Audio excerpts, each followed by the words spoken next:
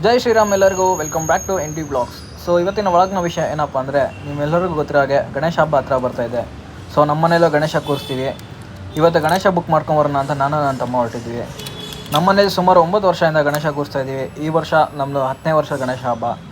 ನಾವು ಯಾವಾಗಲೂ ಒಂದು 4-5 ದಿನ ಮುಂಚೆನೇ ಹೋಗ್ಬಿಟ್ಟು ಗಣೇಶ ಬುಕ್ ಮಾಡ್ಕೊಂಬರ್ತೀವಿ. ಯಾಕಂದರೆ ಹಬ್ಬ ಹಿಂದೆ ಮುಂದೆ ಹೋದರೆ ತುಂಬ ಜನ ರಶ್ ಇರ್ತಾರೆ, ಮತ್ತು ನಮಗೆ ಬೇಕಾಗಿರೋ ಥರ ಗಣೇಶ ಡಿಸೈನ್, ಗಣೇಶನ ಸೆಲೆಕ್ಟ್ ಮಾಡೋಕ್ಕೆ ತುಂಬ ಕಷ್ಟ ಆಗುತ್ತೆ ಅಂತ ಹೇಳ್ಬಿಟ್ಟು ನಾವು ಮುಂಚೆನೇ ಹೋಗ್ಬಿಟ್ಟು ಗಣೇಶನ ಬುಕ್ ಮಾಡ್ಕೊಂಬರ್ತೀವಿ. ಬನ್ನಿ, ಗಣೇಶನ ಹೇಗೆ ಸೆಲೆಕ್ಟ್ ಮಾಡ್ತೀನಿ, ಹೇಗೆ ಬುಕ್ ಮಾಡ್ತೀನಿ ಅಂತೆಲ್ಲ ತೋರಿಸ್ತೀನಿ.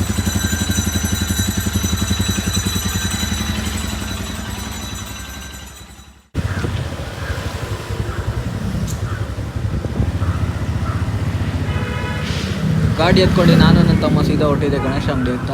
ಹೋಗ್ತಾ ಹಂಗೆ ದಾರಿಯಲ್ಲಿ ನಮ್ಮ ಬಾಸ್ ಗಣೇಶ ಸಿಕ್ಕಿದ್ರು ಅಂತ ಅವ್ರಿಗೊಂದು ನಮಸ್ಕಾರ ಹೊಡ್ಕೊಂಡು ಹಂಗೆ ಮುಂದೆ ಹೋದ್ವಿ.